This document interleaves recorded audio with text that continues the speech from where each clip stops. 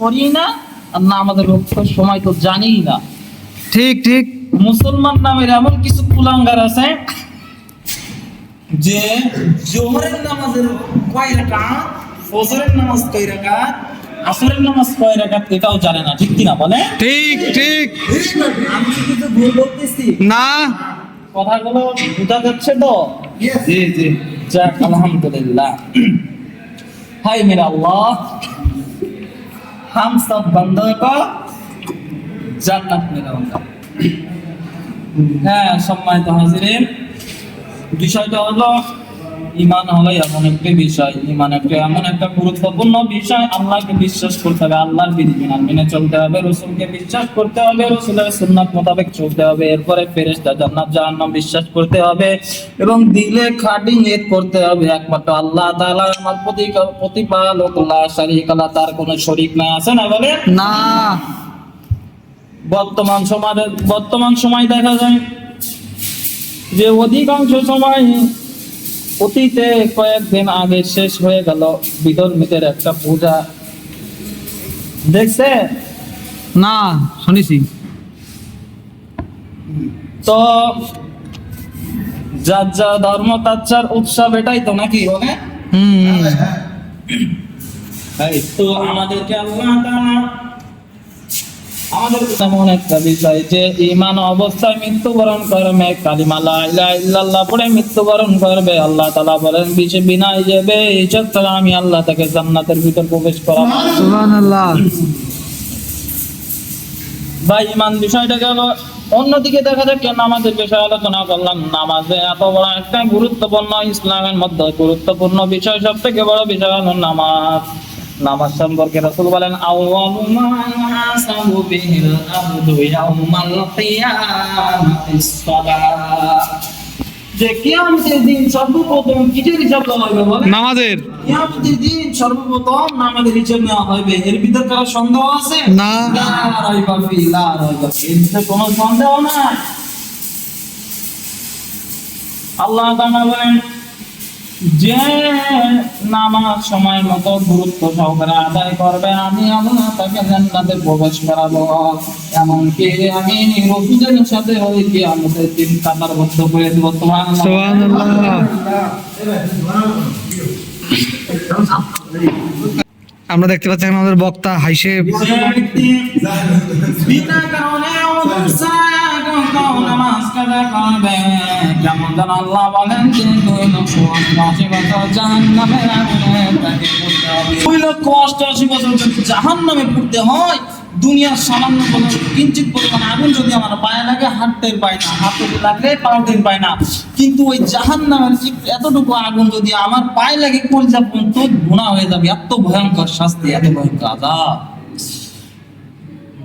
আরে ভাই, বেনামাজি এক ওয়াক্ত নামাজ কামাই দেওয়ার কারণে যদি 288 বছর হয় জাহান্নামের আগুনে পড়তে হয়, তাহলে আমরা তো জীবনে কত হাজার কোটি কোটি লাখ লাখ ওয়াক্ত নামাজ ছেড়ে দেই, এর পরিণাম কি দিবেন আল্লাহ বলেন? নিজেরাই বলেন, কি দেবে বলেন? জাহান্নাম।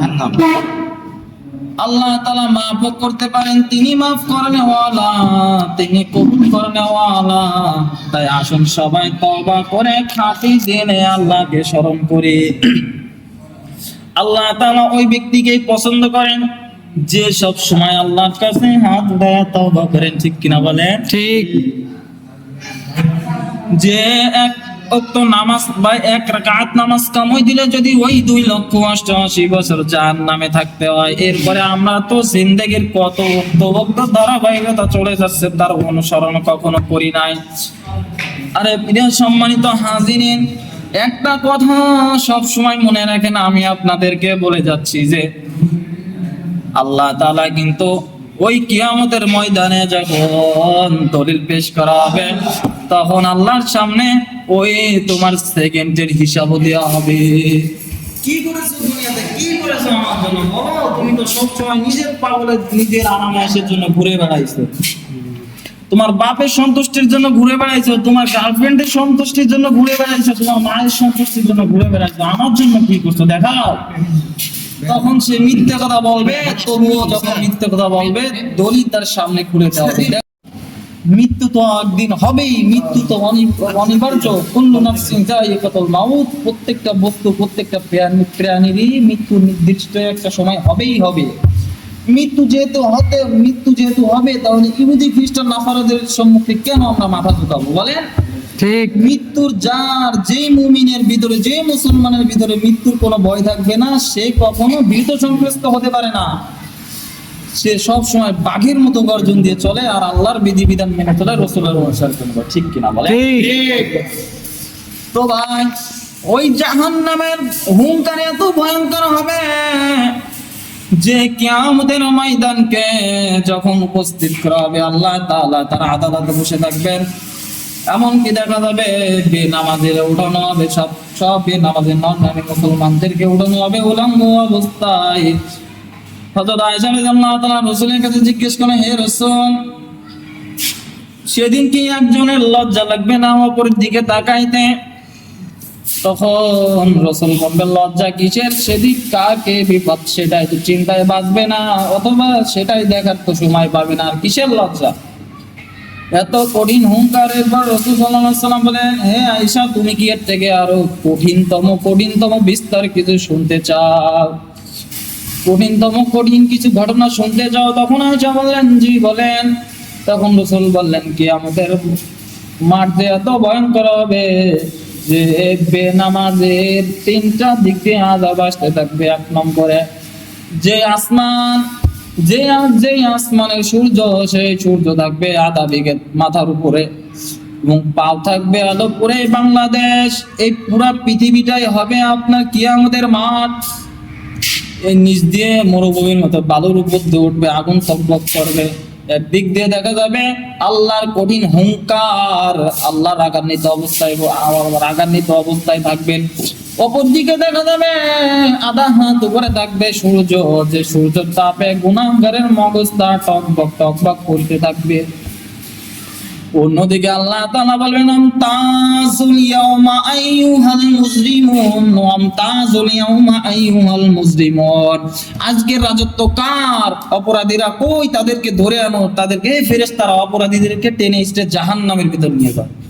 তখন লাশ সাফায়ে তোমার কোনো সেবায়তকারী থাকবে না, না কোনো উপস্য থাকবে, না কোনো উপস্য আসবে। সেদিন তোমার কেউ সাক্ষাৎকারী হবে না। হ্যাঁ, সাক্ষাৎকারী হবে তো ওই মুমিন ব্যক্তির জন্য যে রসুলের কথা মতো চলছে, রসুলের রঙে নিজের দেহটাকে রঙিন করে নিছে। ওই লোকটি হবে রসুলের পথ অনুসরণকারী জান্নাতি। ঠিক কিনা বলেন? ঠিক। তো প্রিয় ভাইরা আমার, আল্লাহ তাআলার দরবারে লাখো লাখো শুকরিয়া যে রব্বুল আলামিন আমাদেরকে মুমিন ঈমানের সহিত এনে বাংলার জমিনে আমাদেরকে সৃষ্টি দান করছেন। ঠিক কিনা বলেন? ঠিক। তো ওই রব্বুল আলামিনের দরবারে সব সময় বলবেন, হায় আল্লাহ, আমাকে ইসলামের পথে রাখেন এবং মুমিন অবস্থায় আমাকে মৃত্যুবরণ করায় দিয়েন, যাতে করে মৃত্যুর সময় আমার থেকে কিঞ্চিত পরিমাণ কোনো গুনাহ না হয়। ঠিক কিনা বলেন? বাইরে আমার মৃত্যু যে কত বড় ভয়ঙ্কর, গুনাহগারের মৃত্যু কেমন হবে শুনেন। যে হযরত আজরাইল আলাইহিস সালাতু ওয়াস সালাম যখন তার জানটা কবজ করতে আসবে, দেখা যাবে তার মাথা থাকবে উপরে, পাও থাকবে জমিনে, এমন হবে তার আকৃতির রূপ। যখন আজরাইল আলাইহিস সালাম আমার জানটা কবজ করতে আসবে, গুনাহগারের জান তার রূহ মুবারক হতে বের হইতে থাকবে না, রূহ থেকে বের হইতে থাকবে না। তখন আজরাইল বলবে, বেরো, কিন্তু ও বের হইতে চাইবে না, শরীরের ভিতর দিয়ে দৌড়াইতে থাকবে। কিন্তু এমন সময় আজরাইল এমন ভাবে থাপ্পড় দিয়ে তোমার ওই রূহটাকে বের করে নেবেন এবং শরীরের প্রত্যেকটা অঙ্গ প্রত্যঙ্গ এমন ভাবে টাস করে ছিঁড়ে যাবে, তবুও কিন্তু তোমার আমার খবর কেউ জানবে না, দেখবেও না।